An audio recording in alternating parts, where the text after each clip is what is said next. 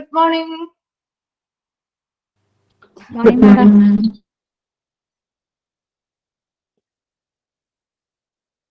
Good morning.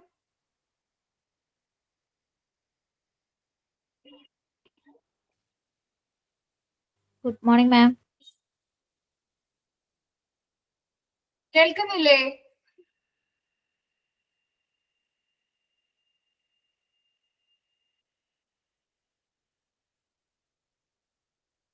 കേൾക്കാൻ പറ്റുന്നുണ്ടോ? Okay. Yes, ma'am.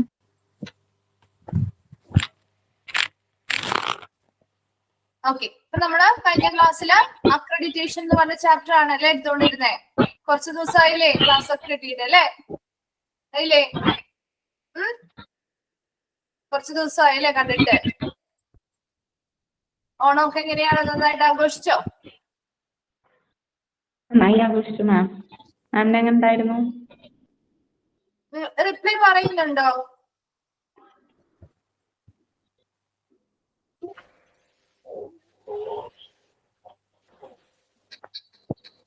Okay, കേൾക്കാം. ഓക്കെ ഓക്കെ, അപ്പൊ നമ്മള് ക്വാളിറ്റി കൗൺസിൽ ഓഫ് ഇന്ത്യ വരെ അല്ലേ പറഞ്ഞു നിർത്തിയിട്ട് കഴിഞ്ഞ ക്ലാസ്സില്? അതെ. Okay, quality council of India കഴിഞ്ഞു. ഇനി ബോർഡ് തുടങ്ങിയല്ലേ എടുക്കണ്ടേ?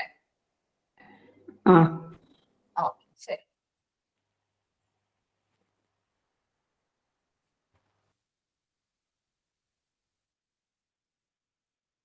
Okay, quality council of India അല്ലെങ്കിൽ QCA-യുടെ കീഴിൽ വരുന്ന ബോർഡുകളെ കുറിച്ചാണ് കേട്ടോ. അല്ലെങ്കിൽ QCA പ്രവർത്തിക്കുന്നത് ഒരു ബോർഡിന് കീഴിലാണ്. അതുമായി ബന്ധപ്പെട്ട കുറച്ച് കാര്യങ്ങളാണ് ഇനി നമ്മൾ നോക്കുന്നത്. ഓക്കെ, നോക്കിയേ, ബോർഡുമായി ബന്ധപ്പെട്ട് മെമ്പർ 38 മെമ്പർ കൗൺസിൽ എന്നാണ് കേട്ടോ.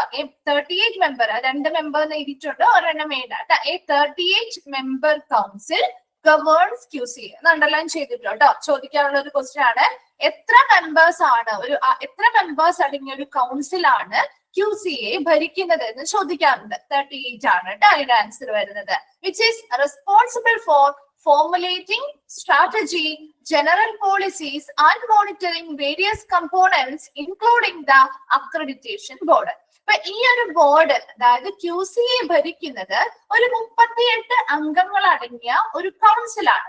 ആ കൗൺസില് പ്രധാനമായിട്ടും ആ ഒരു കൗൺസിലിന്റെ റെസ്പോൺസിബിലിറ്റി അല്ലെങ്കിൽ ഉത്തരവാദിത്തം എന്ന് പറയുന്നത് ഫോർ ഫോർമുലേറ്റിംഗ് സ്ട്രാറ്റജി, പലതരത്തിലുള്ള, അതായത് ഇതിന് കീഴിൽ ഒരുപാട് ഘടക ബോർഡുകൾ നമ്മൾ 5 എണ്ണം പഠിക്കുന്നുണ്ട്.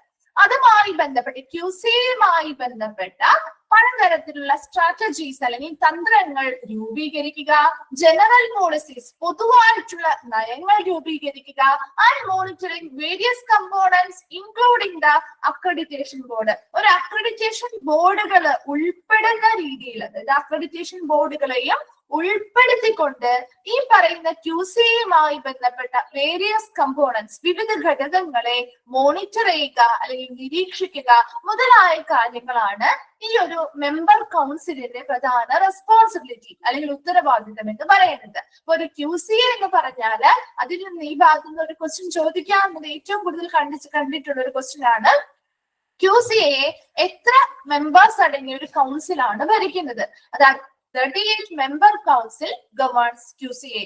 38 മെമ്പേഴ്സ് അടങ്ങിയ ഒരു കൗൺസിലാണ് QCA ഭരിക്കുന്നത്. ഇവരുടെ പ്രധാന റെസ്പോൺസിബിലിറ്റി എന്ന് പറയുന്നത് QCA-യുമായി ബന്ധപ്പെട്ട പലതരത്തിലുള്ള സ്ട്രാറ്റജീസ് അല്ലെങ്കിൽ തന്ത്രങ്ങൾ രൂപീകരിക്കുക, പൊതുവായിട്ടുള്ള നയങ്ങൾ രൂപീകരിക്കുക, അതോടൊപ്പം തന്നെ വിവിധ അക്രഡിറ്റേഷൻ ബോർഡുകൾ, ഇതിന് കീഴിൽ ഒരു 5 അക്രഡിറ്റേഷൻ ബോർഡുകൾ നമ്മൾ പഠിക്കുന്നുണ്ട്. ആ അക്രഡിറ്റേഷൻ ബോർഡുകളെയും ഉൾപ്പെടുത്തിക്കൊണ്ട് QCA-യുടെ വിവിധ ഘടകങ്ങളെ നിരീക്ഷിക്കുക അല്ലെങ്കിൽ മോണിറ്റർ ചെയ്യുക. ഇതെല്ലാമാണ് ആ ഒരു 38 അംഗ കൗൺസിലിന്റെ പ്രധാനപ്പെട്ട റെസ്പോൺസിബിലിറ്റി അല്ലെങ്കിൽ ഉത്തരവാദിത്തം എന്ന് പറയുന്നത്. Then the council ensures transparency and credibility amongst the entire system.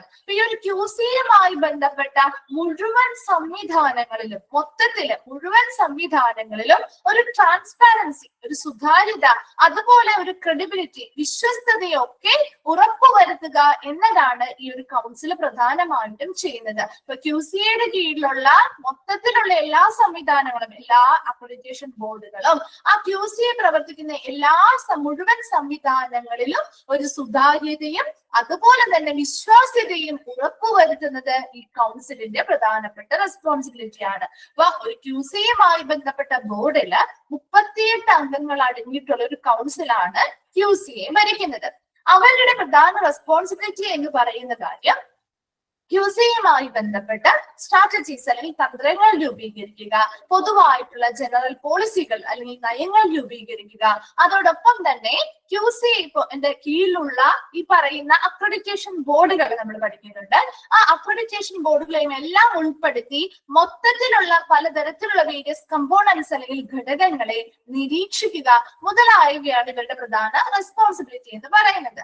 അതോടൊപ്പം തന്നെ ഈ കൗൺസിൽ ഉറപ്പുവരുത്തുന്ന ഒരു കാര്യമാണ് ഈ QCയുമായി ബന്ധപ്പെട്ട മുഴുവൻ സംവിധാനങ്ങളിലും എൻറ്റയർ സിസ്റ്റം മുഴുവൻ സംവിധാനങ്ങളിലും ഒരു സുതാര്യതയും വിശ്വസ്തതയും ഈ കൗൺസിൽ ഉറപ്പുവരുത്തുകയും ചെയ്യുന്നുണ്ട്. ക്ലിയർ ആണോ? ഇത്രയും ആ ഒരു 38 മെമ്പർ കൗൺസിൽ ആണെന്നുള്ളത് നോട്ട് ചെയ്യണോ കേട്ടോ, ചോദിക്കാറുണ്ടേ. ഇത്രയും ഓക്കെ ആണോ? ഓക്കെ. നെക്സ്റ്റ് നമ്മള് ഓരോ അതായത് QCA function through 5 main accreditation board, 5 പ്രധാന അക്രഡിറ്റേഷൻ ബോർഡുകളിലൂടെയാണ് QCA പ്രവർത്തിക്കുന്നത്. 5 പ്രധാന അക്രഡിറ്റേഷൻ ബോർഡുകളിലൂടെ. ആ 5 പ്രധാനപ്പെട്ട അക്രഡിറ്റേഷൻ ബോർഡുകളാണ് ഇനി നമ്മൾ പഠിക്കുന്നത്. ആ 5 എണ്ണവും നിങ്ങൾ നിർബന്ധമായിട്ടും ആ ഒരു 5 എണ്ണത്തിന്റെ പേരും അതിന്റെ ഷോർട്ട് ഫോമും എക്സ്പാൻഡഡ് ഫോമും 5 എണ്ണത്തിനെയും കൊടുത്തിട്ടുണ്ട് കേട്ടോ. അത് 5 എണ്ണം നിർബന്ധമായിട്ട് പഠിച്ചു വെക്കണേ. അതിൽ എപ്പോഴും ഏതെങ്കിലും ഒക്കെ ചോദിക്കാറുണ്ട്, ക്വസ്റ്റ്യൻ പേപ്പേഴ്സിൽ ഫ്രീക്വന്റ് ആയിട്ട് ചോദിച്ചു കാണുന്ന ഒരു ഭാഗമാണ്. അതിൽ ഈ 5 എണ്ണത്തിന്റെയും പേരുകൾ ചോദിക്കാം, അതിന്റെ ഷോർട്ട് ഫോം ചോദിക്കാം, എക്സ്പാൻഡഡ് ഫോം ചോദിക്കാം. തിരിച്ച് 2 രീതിയിൽ ചോദിക്കാം. അത് ഒന്നാമത്തെ ക്വസ്റ്റ്യൻ. രണ്ടാമത്തത് വരുന്നത് എന്തിനു വേണ്ടിയാണ് ഈ ഒരു ബോർഡ് പ്രവർത്തിക്കുന്നത്, ഇതാണ് കൂടുതലും ചോദിച്ചു കണ്ടിരിക്കുന്നത് കേട്ടോ. ഈ ഒരു 5 മെയിൻ അക്രഡിറ്റേഷൻ ബോർഡുകളിലൂടെയാണ് QCA പ്രവർത്തിക്കുന്നത്. അപ്പൊ അതില് മസ്റ്റ് വൺ ആണ് national accreditation board for certification bodies അല്ലെങ്കിൽ NABCB എന്ന് നമുക്ക് ചുരുക്കി പറയാം. National accreditation board for certification bodies. രണ്ടാമത്തേതാണ് national accreditation board for education and training. National accreditation board for education and training. Number 2. മൂന്നാമത്തെ തേർഡ് വൺ ആണ് national board for quality promotion അല്ലെങ്കിൽ NBQP, national board for quality promotion. Fourth one ആണ് നമുക്ക് അറിയാവുന്നതാണ് NAB, national accreditation board for hospital and health care providers, NAB. Fifth one ആണ് national accreditation board for testing and calibration of laboratories, NABL. ഇതും നിങ്ങൾ കേട്ട് കാണും അല്ലെ, കേട്ടിട്ടില്ലേ? NAB, NABL, national accreditation board for testing and calibration of laboratories കേട്ടിട്ടില്ലേ? ഡിപ്ലോമയിലെ laboratory എന്ന് പറയുന്ന ഒരു ചാപ്റ്റർ പഠിച്ചിട്ടുണ്ടാവും അല്ലെ. അപ്പൊ അവിടെ നിങ്ങൾ ഓൾറെഡി ഇത് കണ്ടതാണ്. 1-2 നമുക്ക് പരിചയമുള്ളതാണ്, ബാക്കിയെല്ലാം പുതിയതായിരിക്കും അല്ലെ. അപ്പൊ ഈ ഒരു 5 എണ്ണത്തിന്റെയും പേരുകള് അതിന്റെ ഷോർട്ട് ഫോംസ് നിർബന്ധമായിട്ട് പഠിക്കണം കേട്ടോ. ആ ഒരു 5 എണ്ണത്തിൽ നിന്ന് എപ്പോഴും 1-2 എപ്പോഴും ചോദിച്ചു കണ്ടിട്ടുള്ളതാണ്. അപ്പൊ ഏതാന്ന് നമുക്ക് പറയാൻ പറ്റില്ല. അപ്പൊ അതുകൊണ്ട് തന്നെ നിർബന്ധമായിട്ടും അത് പഠിച്ചു വെക്കണം കേട്ടോ. അതിന്റെ ഷോർട്ട് ഫോംസും എക്സ്പാൻഡഡ് ഫോമും 5 എണ്ണത്തിന്. അതുകൂടാതെ ഈ 5 എണ്ണത്തിന് ഈ 5 അക്രഡിറ്റേഷൻ ബോർഡുകളും എന്തിനു വേണ്ടിയിട്ടുള്ളതാണ്, അല്ലെങ്കിൽ ഏത് സ്ഥാപനങ്ങളെ അക്രഡിറ്റ് ചെയ്യാനാണ് എന്നുള്ളതും പഠിച്ചു വെക്കണം. ഇത്രയുമാണ് ഇതിൽ നിന്ന് ചോദിച്ചു കണ്ടിരിക്കുന്ന ക്വസ്റ്റ്യൻസ് കേട്ടോ. അപ്പൊ ഈ ഒരു ഭാഗം ഇമ്പോർട്ടന്റ് ആണ്. അതിൽ ഫസ്റ്റ് വൺ ആണ് നമുക്ക് ആദ്യം തുടങ്ങാം. ഫസ്റ്റ് വൺ ആണ് national accreditation board for certification bodies അല്ലെങ്കിൽ NABCB. ആ പേരിൽ നിന്ന് നിങ്ങൾ കണക്ട് ചെയ്ത് പഠിച്ചാൽ മതി. സർട്ടിഫിക്കേഷൻ ബോർഡുകൾക്ക് അല്ലെ, national accreditation board for certification body, certification ബോർഡുകൾക്ക് അക്രഡിറ്റേഷൻ നൽകുന്നതിന് വേണ്ടിയിട്ടാണ്. അപ്പൊ നോക്കിയേ, the board confers accreditation to numerous certification bodies. ഒന്ന് അണ്ടർലൈൻ ചെയ്തിട്ടേ. The board confers accreditation to numerous certification bodies. നിരവധി സർട്ടിഫിക്കേഷൻ ബോഡികൾക്ക് അക്രഡിറ്റേഷൻ നൽകുന്നതിന് വേണ്ടിയുള്ള ഒരു ബോർഡാണ് national accreditation board for certification bodies എന്ന് പറയുന്നത്. അപ്പൊ നമുക്കറിയാം പല സ്ഥാപനങ്ങൾക്കും ഇപ്പൊ പല രീതിയിലാണ് സർട്ടിഫിക്കേഷൻസ് കിട്ടുക അല്ലെ. എല്ലാ സ്ഥാപനങ്ങൾക്കും ഒരേ സ്ഥലത്ത് നിന്നാണോ സർട്ടിഫിക്കേഷൻസ് വരിക? അല്ല. ഇപ്പൊ നമ്മളൊക്കെ ISI മാർക്കുകൾ കേട്ടത് അല്ലെ, ISOന്റെ സർട്ടിഫിക്കറ്റുകളുണ്ട്, അല്ലാതെ ഒരുപാട് സർട്ടിഫിക്കേഷൻ ബോർഡുകൾ അവൈലബിൾ ആണ് ഇല്ലേ? ഉണ്ടോ? ഒരുപാട് സർട്ടിഫിക്കേഷൻസ് കൊടുക്കുന്ന സ്ഥാപനങ്ങളുണ്ടല്ലോ. അപ്പൊ അങ്ങനെയുള്ള സർട്ടിഫിക്കേഷൻ ബോർഡുകൾക്ക് നാഷണൽ ലെവലില് ഒരു അക്രഡിറ്റേഷൻ അല്ലെങ്കിൽ അംഗീകാരം കൊടുക്കുന്ന ഒരു ബോർഡാണ് national accreditation board for certification bodies എന്ന് പറയുന്നത്. ക്ലിയർ ആവുന്നുണ്ടോ? മനസ്സിലാവുന്നുണ്ടോ? And it follows the ISO 17011 guidelines four accreditation. ഇവര് ഫോളോ ചെയ്യുന്നത് ISO 17011 എന്ന് പറയുന്ന ആ ഒരു ഗൈഡ് ലൈൻ ആണ് ഇവര് ഫോളോ ചെയ്യുന്നത്. ഈ ഒരു ISOന്റെ ഈ ഒരു ഗൈഡ് ലൈൻ അല്ലെങ്കിൽ നിർദ്ദേശം എന്ന് പറഞ്ഞാൽ ഇതൊരു ഇന്റർനാഷണൽ സ്റ്റാൻഡേർഡ് ആണ്. അതായത് നമ്മുടെ സർട്ടിഫിക്കേഷൻ, അതായത് അക്രഡിറ്റേഷൻ ബോർഡുകൾ, ഈ പറയുന്ന അക്രഡിറ്റേഷൻ ബോഡീസിനൊക്കെ അല്ലെങ്കിൽ സർട്ടിഫിക്കേഷൻ കൊടുക്കുന്ന ബോഡീസിനൊക്കെ ഒരുപോലെയുള്ള റിക്വയർമെന്റ്സ്, അതായത് അവര് എന്താണ് പറയാ, ഒരു ഇന്റർനാഷണൽ ലെവലില് എല്ലാ തരത്തിൽ ഈ പറയുന്ന അക്രഡിറ്റേഷൻ കൊടുക്കുന്ന എല്ലാ ബോഡികളും വേൾഡ് വൈഡ് ആയിട്ട് സെയിം സ്റ്റാൻഡേർഡിൽ പ്രവർത്തിക്കാൻ വേണ്ടിയിട്ട്, അപ്പൊ സെയിം ആയിട്ടുള്ള ആ ഒരു ISO സ്റ്റാൻഡേർഡ് ആയിരിക്കും അവരെപ്പോഴും ഈ ഒരു ഗൈഡ് ലൈൻ ആണ് എല്ലാ സ്ഥാപനം. ഇപ്പൊ ഇത് ഈ ഒരു national accreditation board for certification board അല്ലെങ്കിൽ NAFCB മാത്രമല്ല, അവര് ഫോളോ ചെയ്യുന്നത് ഈ പറയുന്ന ISOന്റെ ഈ ഗൈഡ് ലൈൻ ആണ്. അപ്പൊ ആ ഒരു ഗൈഡ് ലൈൻ ഫോളോ ചെയ്യുക എന്നുള്ളത് ഇന്റർനാഷണൽ സ്റ്റാൻഡേർഡ് ആണത്. അപ്പൊ അക്രഡിറ്റേഷൻ ബോർഡുകളെല്ലാം ഇതേ പർപ്പസിന് വേണ്ടി ഉപയോഗിക്കുന്ന എല്ലാ അക്രഡിറ്റേഷൻ ബോർഡുകളും എന്ത് ചെയ്യും?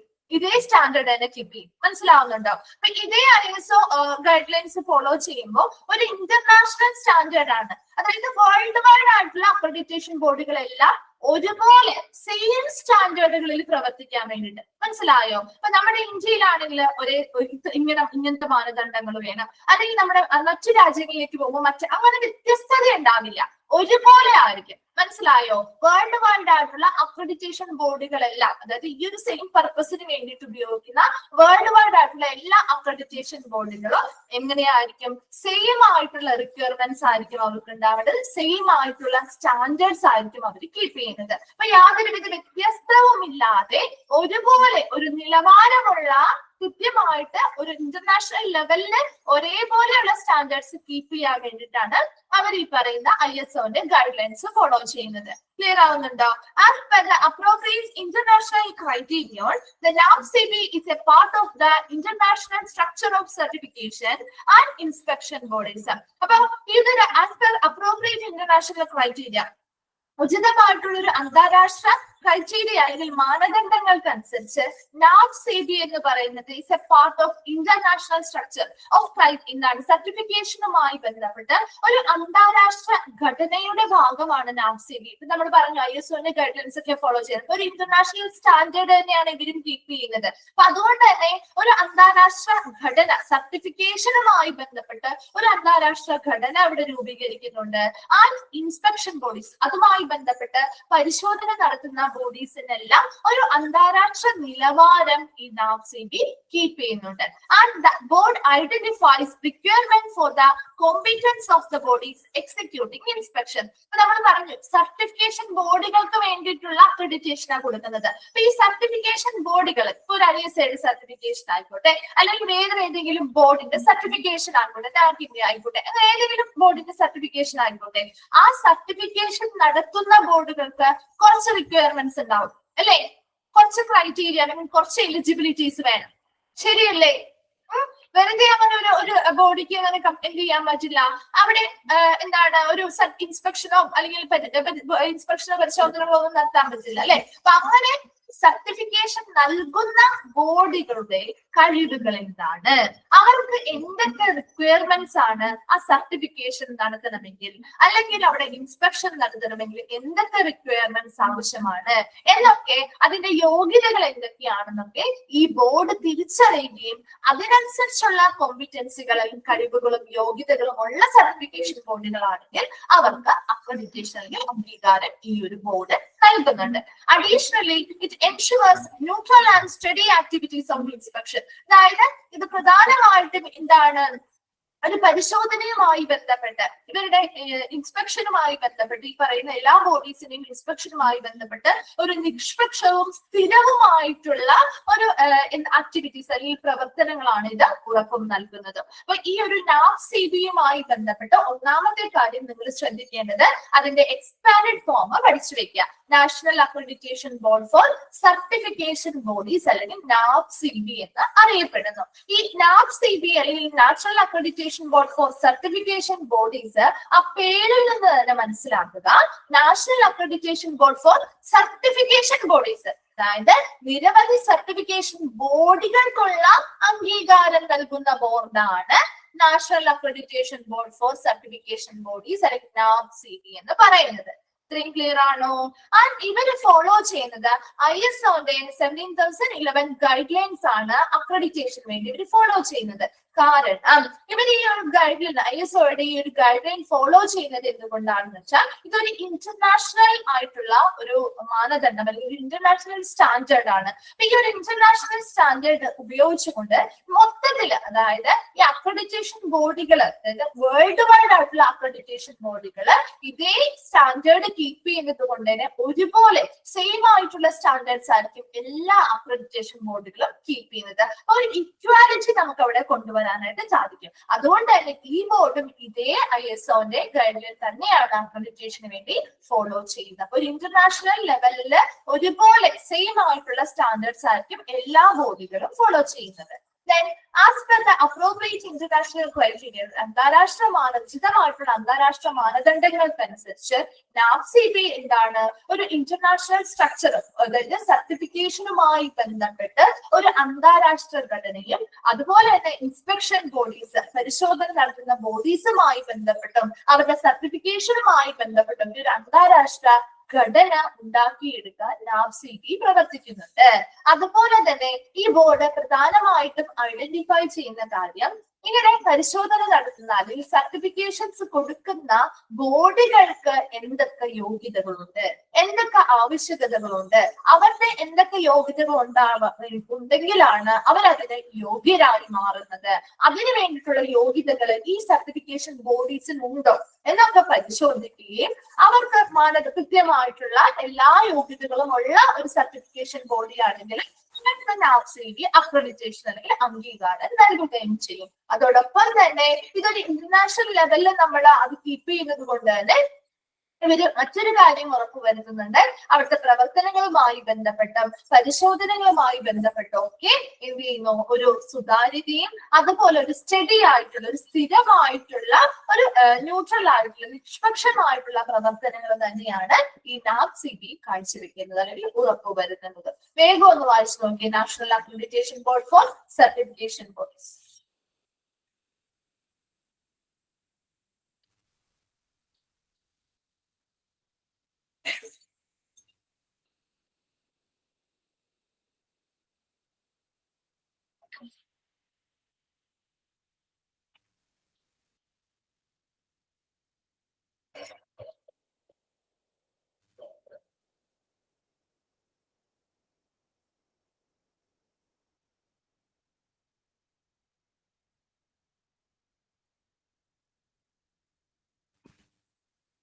വായിച്ചു കഴിയുന്നവർ ഒന്ന് റിപ്ലൈ ചെയ്യണേ.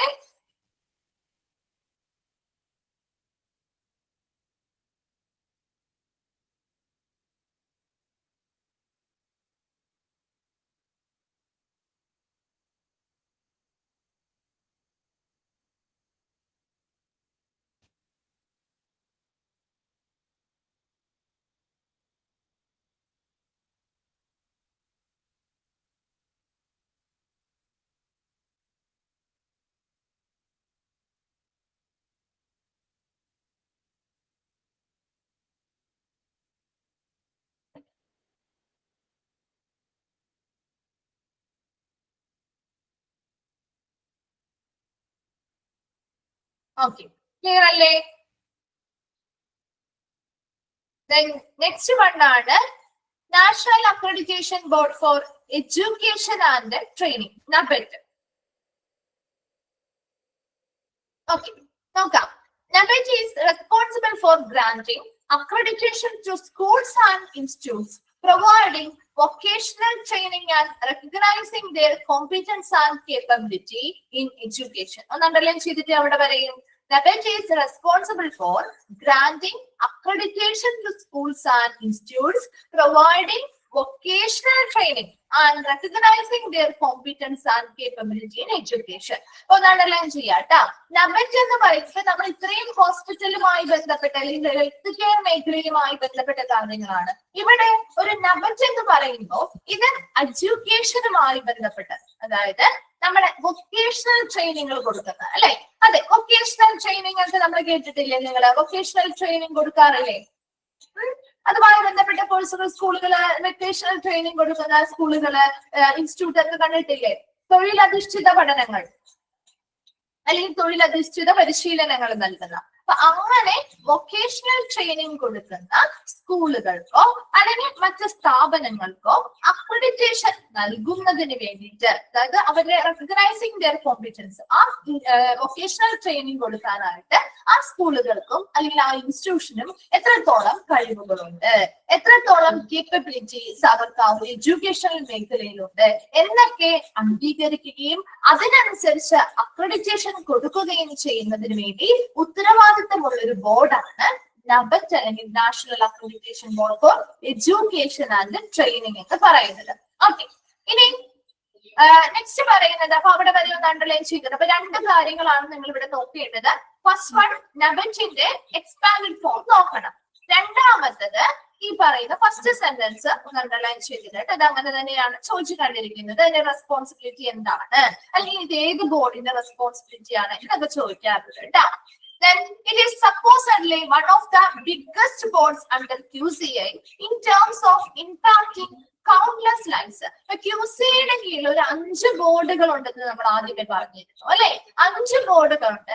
ആ 5 എണ്ണത്തിൽ impacting countless lives, അതായത് എണ്ണമറ്റ ജീവിതങ്ങളെ ബാധിക്കുന്ന അല്ലെങ്കിൽ സ്വാധീനിക്കുന്നത് എന്ന് വെച്ച് നോക്കുമ്പോൾ അത് ഏറ്റവും കൂടുതൽ ഏത് തന്നെയാണ്?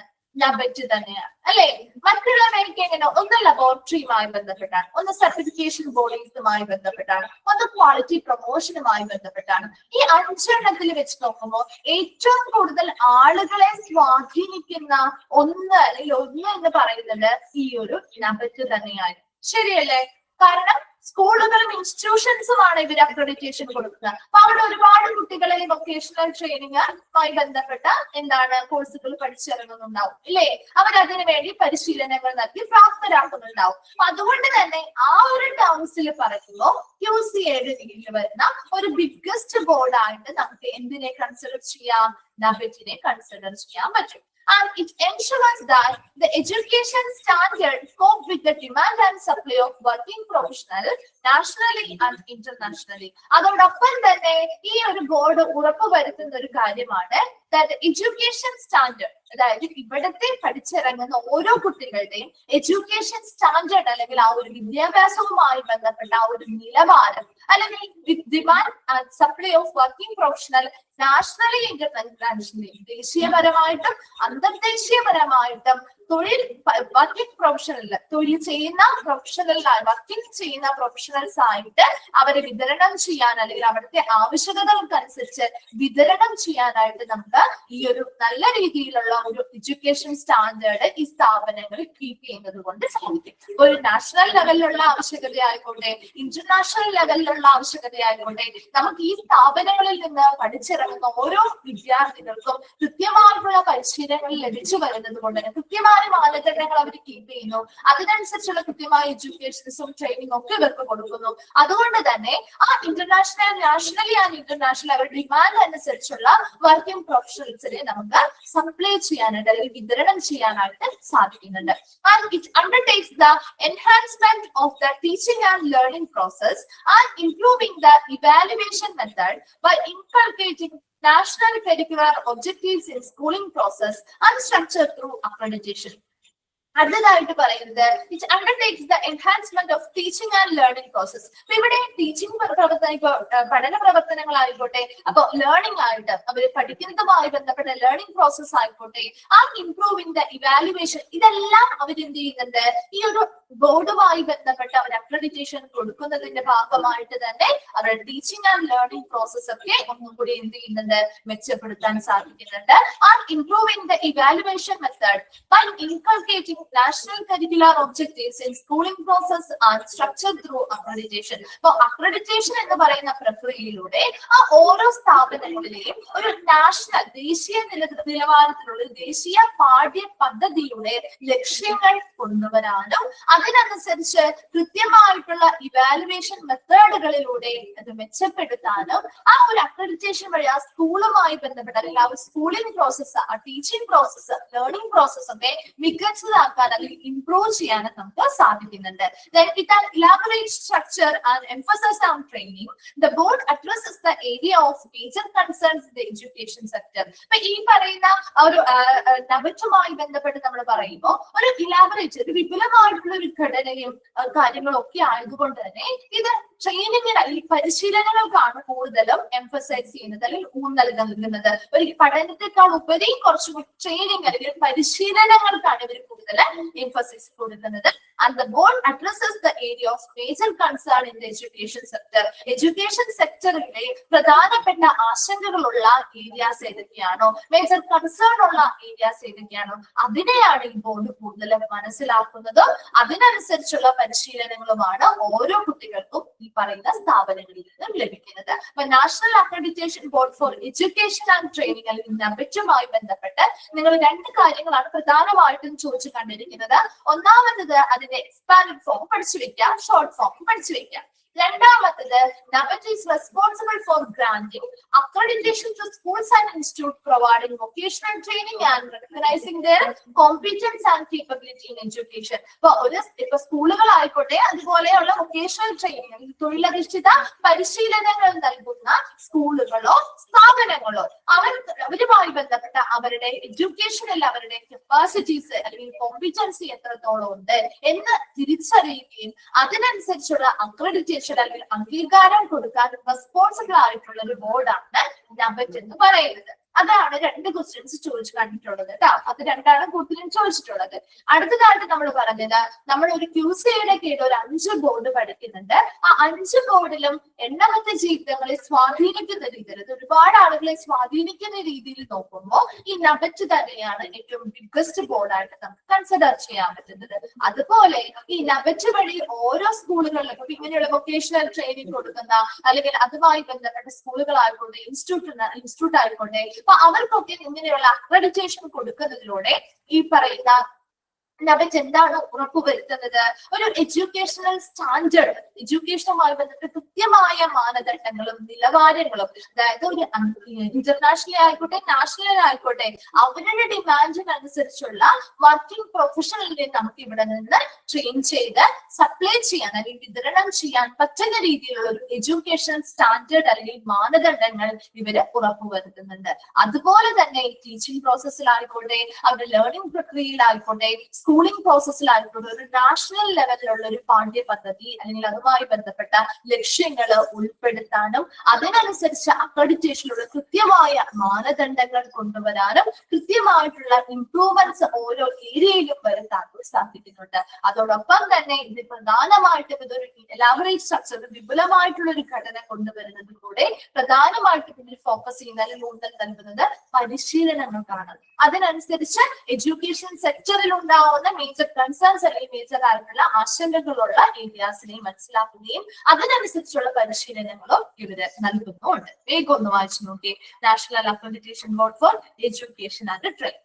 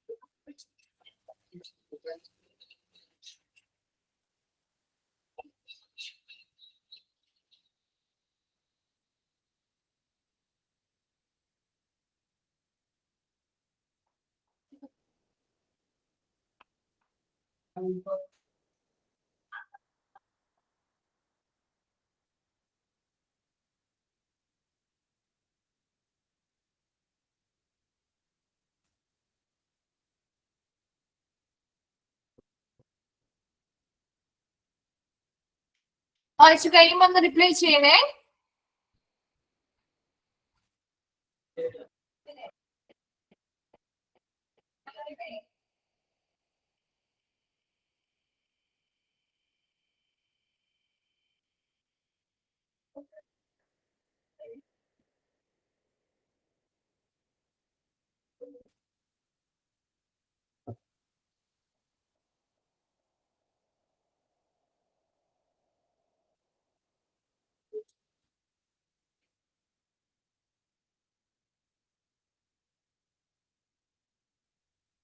ക്ലിയർ ആണോ?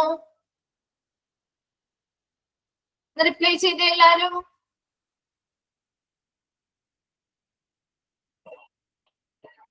ഓക്കെ ഓക്കെ, തേർഡ് വണ്ണിലേക്ക് പോവാണ് കേട്ടോ. തേർഡ് വൺ ആണ് national board for quality promotion, NBQP, national board for quality promotion. The board primarily endorses cognizance on standards such as QMS, EMS, FSMS, ISMS, etc., as well as tools of quality. Underline ചെയ്തിട്ടേത് അവിടെ വരെ ഒന്ന് underline ചെയ്തിട്ടാ. The board primarily, പ്രധാനമായിട്ടും ഈ NBQP അല്ലെങ്കിൽ national board for quality promotion എന്ന് പറയുന്ന board that primarily പ്രധാനമായിട്ടും അത് അംഗീകരിക്കുന്നതും അത് അറിവ് നൽകുന്നതും on standards such as എന്തിലൊക്കെയാണ്? മാനദണ്ഡങ്ങൾ. എന്തുമായി ബന്ധപ്പെട്ട മാനദണ്ഡങ്ങളാണ് അല്ലെങ്കിൽ എന്തുമായി ബന്ധപ്പെട്ട ക്വാളിറ്റിയുമായി ബന്ധപ്പെട്ട ടൂളുകൾക്കാണ്? QMS. എന്താണ് QMS? Quality management system. അറിയാത്തവരുണ്ടെങ്കിൽ ഒന്ന് എഴുതി വെച്ചോട്ടോ. QMS, quality management system. Quality management system. Okay. EMS എന്താ? Emergency medical services. Emergency medical services. QMS എന്താ? Quality management system. EMS emergency medical services. FSMS എന്താണ്? Food safety management system. Food safety management system. ISMS information security management system. Information security management system. ഒന്നുകൂടി പറയണോ? കിട്ടിയോ? QMS എന്താണ്? Quality management system. EMS എന്താണ്? Emergency medical services. Okay അല്ലേ? ഇത് രണ്ടും. Third one FSMS എന്താണ്? Food safety management system. ISMS information security management system. കിട്ടിയോ? നാലെണ്ണം. ഓക്കെ. അപ്പൊ ഇവിടെ ഈ ഒരു national board for quality promotion ആണ് കേട്ടോ. അപ്പൊ ഇവിടെ ആ ഒരു ക്വാളിറ്റി പ്രൊമോഷന് വേണ്ടിയിട്ടുമായി അല്ലെങ്കിൽ ആ പേരിൽ നിന്ന് നമുക്ക് മനസ്സിലാക്കാൻ പറ്റും. ഈ ബോർഡ് പ്രധാനമായിട്ടും ഇവര് അറിവ് നൽകുന്നത് അല്ലെങ്കിൽ അംഗീകാരം നൽകുന്നത് എന്തുമായി ബന്ധപ്പെട്ട മാനദണ്ഡങ്ങൾക്കാണ്? ക്വാളിറ്റി മാനേജ്മെന്റ് സിസ്റ്റവുമായി ബന്ധപ്പെട്ട ക്വാളിറ്റി ടൂൾസുമായി ബന്ധപ്പെട്ട്. EMS എമർജൻസി മെഡിക്കൽ സർവീസുമായി ബന്ധപ്പെട്ട quality. FSMS food safety management സംവിധാനവുമായി ബന്ധപ്പെട്ട quality. And ISMS information security management സിസ്റ്റവുമായി ബന്ധപ്പെട്ട ക്വാളിറ്റി. ഇങ്ങനെയുള്ളവയുമായൊക്കെ ബന്ധപ്പെട്ടുള്ള ക്വാളിറ്റി അല്ലെങ്കിൽ ഗുണനിലവാരവുമായി ബന്ധപ്പെട്ട മാനദണ്ഡങ്ങളെ കുറിച്ചുള്ള അറിവുകളും അംഗീകാരവുമാണ് ഈ ബോർഡ് പ്രധാനമായിട്ട് നൽകുന്നത്.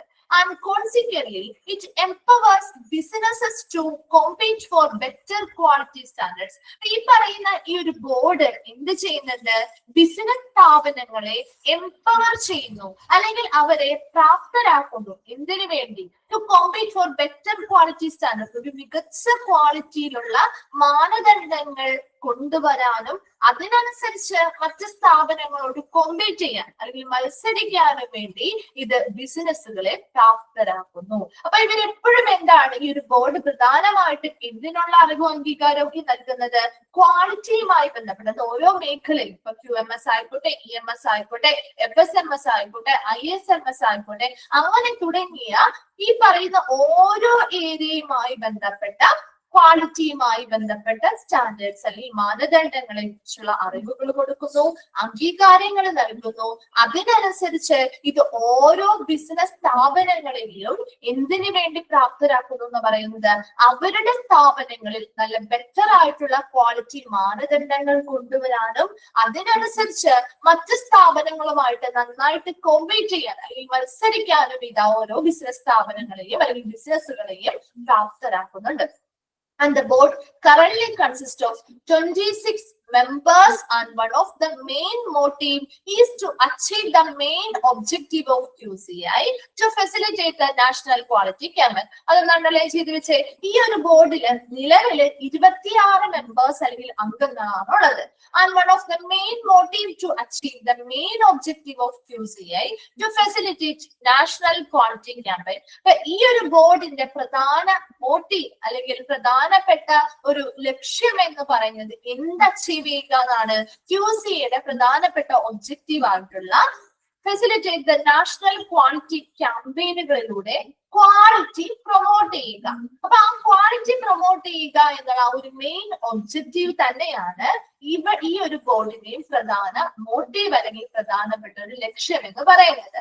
And the national board of quality promotion is reformed every 4 years. ഓരോ 4 വർഷം കൂടുമ്പോഴും ഈ ഒരു NBQP അല്ലെങ്കിൽ national board for quality promotion എന്ത് ചെയ്യുന്നുണ്ട്? റീഫോം ചെയ്യുന്നുണ്ട് അല്ലെങ്കിൽ പുനഃസംഘടിപ്പിക്കുന്നുണ്ട്. അവിടെ വിൽ ഇൻക്ലൂഡ് അതിൽ ആരെ കൂടി ഉൾപ്പെടുന്നുണ്ട്? Include the federation of small Indian small and micro and medium enterprises, FISME. ഒന്ന് അണ്ടർലൈൻ ചെയ്തിട്ടേ, FISME, federation of Indian small and micro and medium enterprises, FISME. ഇതിന്റെ എക്സ്പാൻഡഡ് ഫോം ചോദിക്കാറുണ്ട് കേട്ടോ. FISME.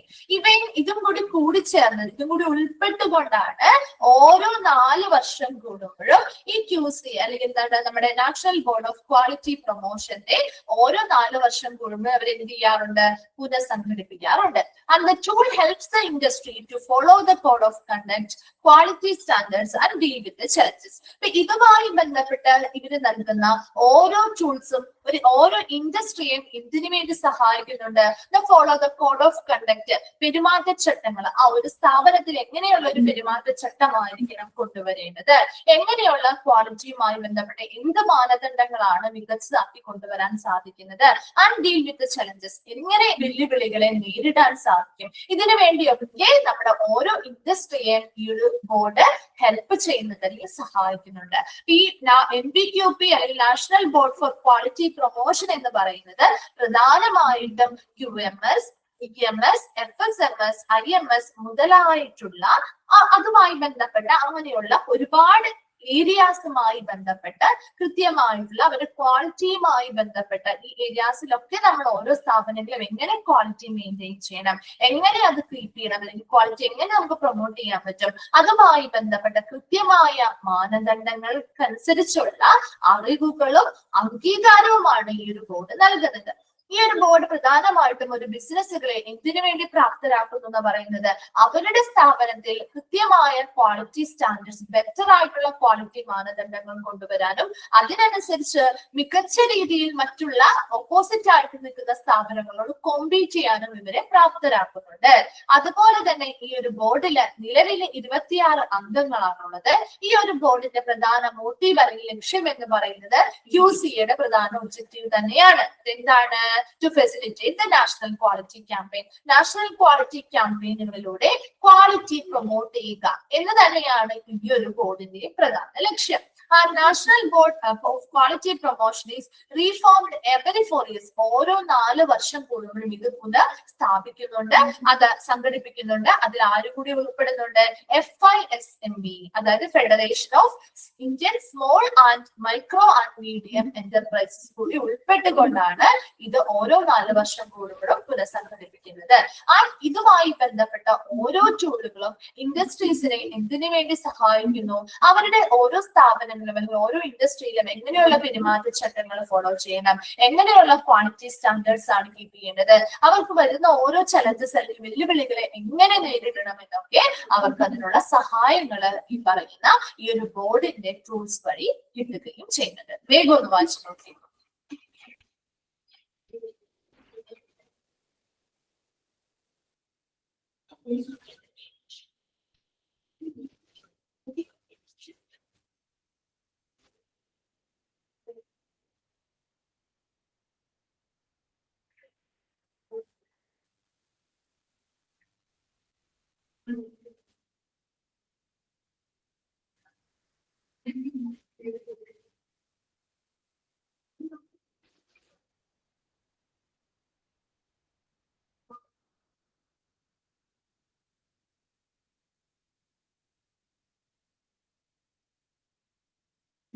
വായിച്ചു കഴിഞ്ഞവരൊന്ന് റിപ്ലൈ ചെയ്യണേ.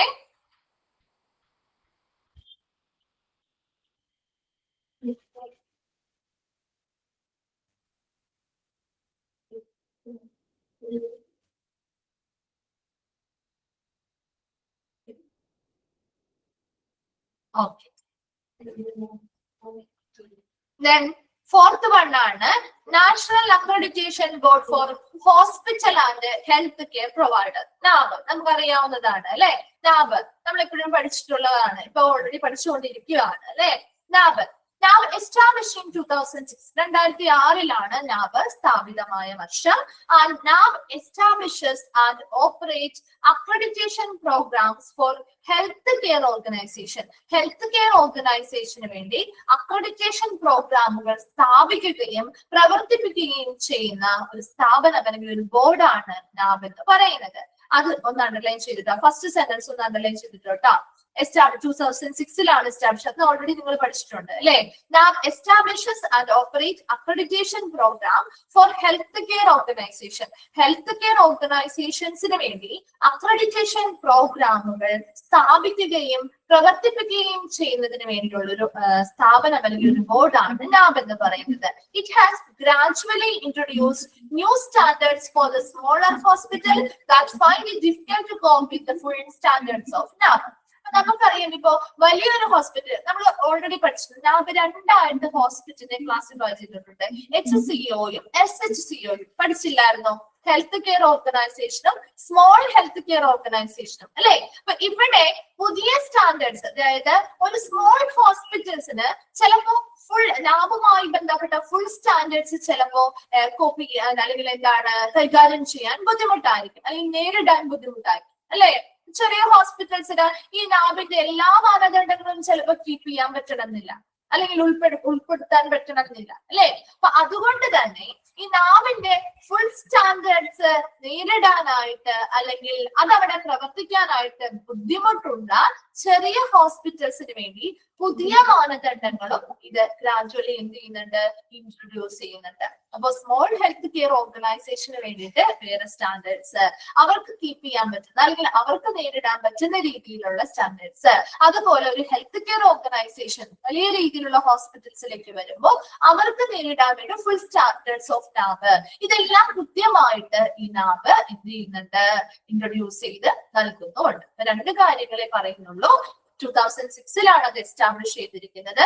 നാബ് പ്രധാനമായിട്ടും ഹെൽത്ത് കെയർ ഓർഗനൈസേഷന് വേണ്ടിയുള്ള അക്രഡിറ്റേഷൻ പ്രോഗ്രാമുകൾ സ്ഥാപിക്കുകയും പ്രവർത്തിപ്പിക്കുകയും ചെയ്യുന്നു. രണ്ടാമത് പറഞ്ഞത് ഒരു സാധാരണ ഒരു വലിയ ഒരു HCO ഹെൽത്ത് കെയർ ഓർഗനൈസേഷനുമായി ബന്ധപ്പെട്ട് നോക്കുമ്പോൾ നാബിന്റെ ഫുൾ സ്റ്റാൻഡേർഡ്സും ചിലപ്പോൾ നേരിടാൻ പറ്റാത്ത അല്ലെങ്കിൽ നമുക്ക് കോപ്പി ചെയ്യാൻ പറ്റില്ല, അത് അക്കോർഡ് ചെയ്യാൻ പറ്റാത്ത രീതിയിലുള്ള സ്മോൾ ഹോസ്പിറ്റലുകൾ ഉണ്ടെങ്കിൽ അവർക്ക് വേണ്ടിയുള്ള പുതിയ മാനദണ്ഡങ്ങൾ ഗ്രാജുവലി ഇൻട്രൊഡ്യൂസ് ചെയ്യുന്നുണ്ട് ആര്, ലാബ് ചെയ്യുന്നുണ്ട്. അപ്പൊ അതിനനുസരിച്ച് ചെറിയ ഹോസ്പിറ്റൽ അവരുടേതായിട്ടുള്ള ലാബ് സ്റ്റാൻഡേർഡ്സ്, അപ്പൊ ഫുൾ ഉണ്ടാവില്ല, അവർക്ക് അവരുടേതായിട്ടുള്ള ലാബ് സ്റ്റാൻഡേർഡ്സ് ഉണ്ടാവും. അതുപോലെ ഒരു വലിയൊരു ഹെൽത്ത് കെയർ ഓർഗനൈസേഷൻ ആണെങ്കിൽ അവർക്ക് ഫുൾ ആയിട്ടുള്ള ലാബ് സ്റ്റാൻഡേർഡ്സ് അവർ കീപ്പ് ചെയ്യേണ്ടതായിട്ട് വരും. വേഗം വായിച്ചു എൻആറുമായി ബന്ധപ്പെട്ടത് 2 പോയിന്റ്സ് പറയുന്നു.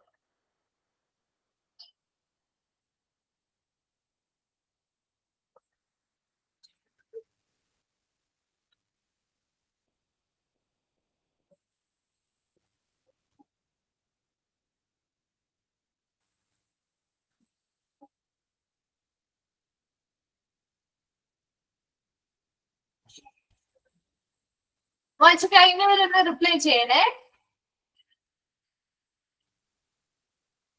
ഓക്കെ, ഫിഫ്ത് വൺ ആണ് national accreditation board for testing and calibration of laboratories NABL. അല്ലെ, ഇതും എക്സ്പാൻഡ് ഫോം എപ്പോഴും ചോദിച്ചു കണ്ടിരിക്കുന്ന ക്വസ്റ്റ്യൻസ് ആണ് കേട്ടോ. അതിൽ ഫസ്റ്റ് സെന്റൻസ് നോക്കാം.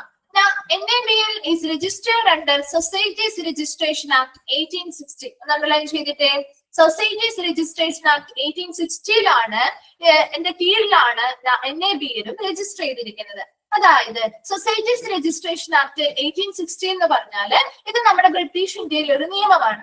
ഈ നിയമത്തിൽ പ്രധാനമായിട്ട് പറയുന്നത് നമ്മുടെ സമൂഹത്തിന് പ്രയോജനകരമായിട്ടുള്ള സ്ഥാപനങ്ങൾ, ഇപ്പൊ ആരോഗ്യവുമായി ബന്ധപ്പെട്ട സ്ഥാപനങ്ങളാവാം, അല്ലെങ്കിൽ വിദ്യാഭ്യാസവുമായി ബന്ധപ്പെട്ട സ്ഥാപനങ്ങളാവാം, തൊഴിലുമായി ബന്ധപ്പെട്ട ഇതൊക്കെ നമ്മുടെ സമൂഹത്തിന് പ്രയോജനങ്ങൾ ഉണ്ടാകുന്ന സ്ഥാപനങ്ങളാണ് അല്ലെ. അപ്പൊ അങ്ങനെയുള്ള സ്ഥാപനങ്ങളുടെ രജിസ്ട്രേഷൻ അനുവദിക്കുന്ന ഒരു നിയമമാണ് സൊസൈറ്റീസ് രജിസ്ട്രേഷൻ ആക്ട്.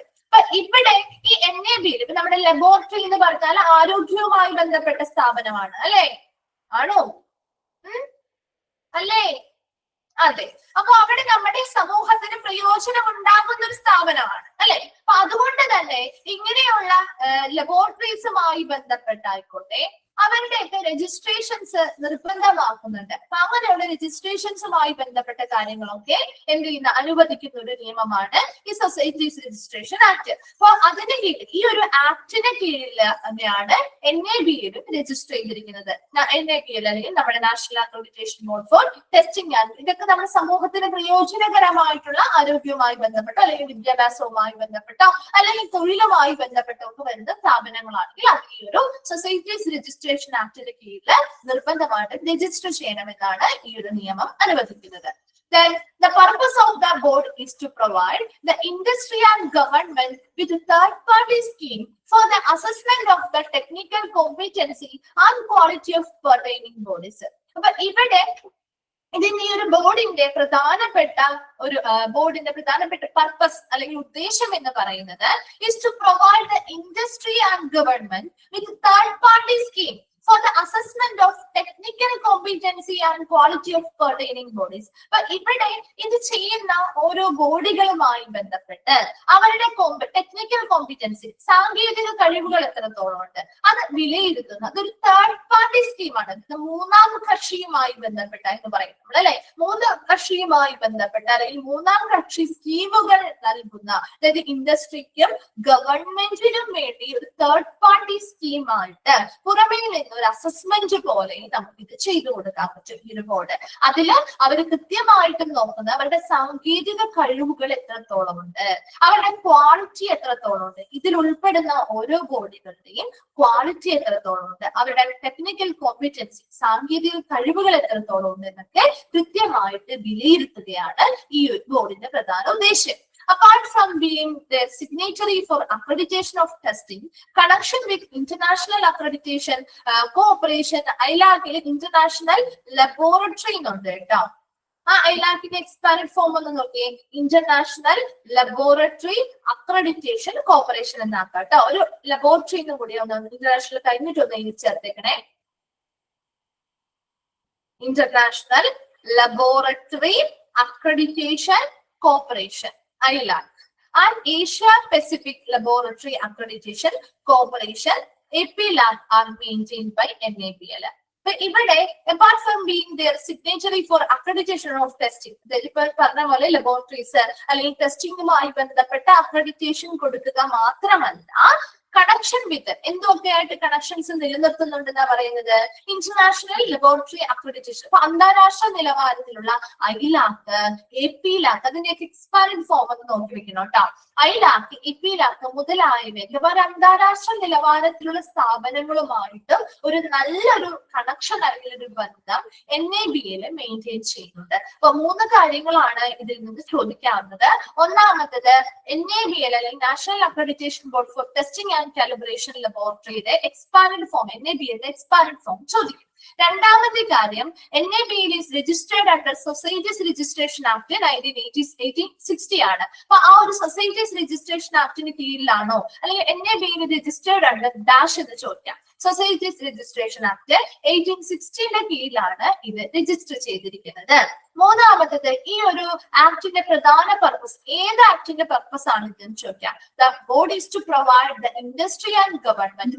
ഗവൺമെന്റിനായിക്കോട്ടെ അല്ലെങ്കിൽ മറ്റൊരു ഇൻഡസ്ട്രിക്ക് ആയിക്കോട്ടെ ഒരു മൂന്നാം കക്ഷി സ്കീമുകൾ നൽകുന്നു. അതായത് ഇവരുടെ ടെക്നിക്കൽ കോമ്പീറ്റൻസി, സാങ്കേതിക കഴിവുകൾ എത്രത്തോളം ഉണ്ട്, ആ ഓരോ ബോർഡുകൾ അല്ലെങ്കിൽ ഓരോ സ്ഥാപനങ്ങളുടെയും സാങ്കേതിക കഴിവുകൾ, അവരുടെ ക്വാളിറ്റി എത്രത്തോളം അവർ മെയിൻറ്റെയിൻ ചെയ്യുന്നുണ്ട്, ഇതെല്ലാം കൃത്യമായിട്ട് വിലയിരുത്തൽ നടത്തുന്നു. ഒരു തേർഡ് പാർട്ടി സ്കീം അല്ലെങ്കിൽ ഒരു മൂന്നാം കക്ഷി സ്കീം പോലെയാണ് ഇത് പ്രവർത്തിക്കുന്നത്. അതാണ് ഇതിന്റെ പ്രധാനപ്പെട്ട ഉദ്ദേശവും. Then apart from being their signatory for accreditation of testing, ഇങ്ങനെയുള്ള ലബോറട്ടറീസുമായി ബന്ധപ്പെട്ട ടെസ്റ്റിംഗ് അല്ലെങ്കിൽ പരിശോധനകളുമായി ബന്ധപ്പെട്ട അക്രഡിറ്റേഷൻ നൽകുന്നുണ്ട്. അത് ഓൾറെഡി നമ്മൾ ചെയ്യുന്ന കാര്യമാണ്. അത് കൂടാതെ ഒരു അന്താരാഷ്ട്ര നിലവാരത്തിലുള്ള ഐലാക്ക്, എപിലാക്ക് മുതലായവയും ഒക്കെ അതുമായി ബന്ധപ്പെട്ട നല്ലൊരു കണക്ഷൻ എപ്പോഴും ആര് മെയിൻറ്റെയിൻ ചെയ്യുന്നുണ്ട്? ഈ NABL മെയിൻറ്റെയിൻ ചെയ്യുന്നുണ്ടായിരിക്കും. അപ്പൊ മൂന്നാമത്തെ ചോദിക്കാവുന്ന ഒരു ക്വസ്റ്റ്യൻ, ഈ ഐലാക്കിന്റെയും എപിലാക്കിന്റെയും എക്സ്പാൻഡഡ് ഫോമോ ഷോർട്ട് ഫോമോ ഒന്ന് നോക്കി വെക്കാം കേട്ടോ. വേഗം ഒന്ന് വായിച്ചേ.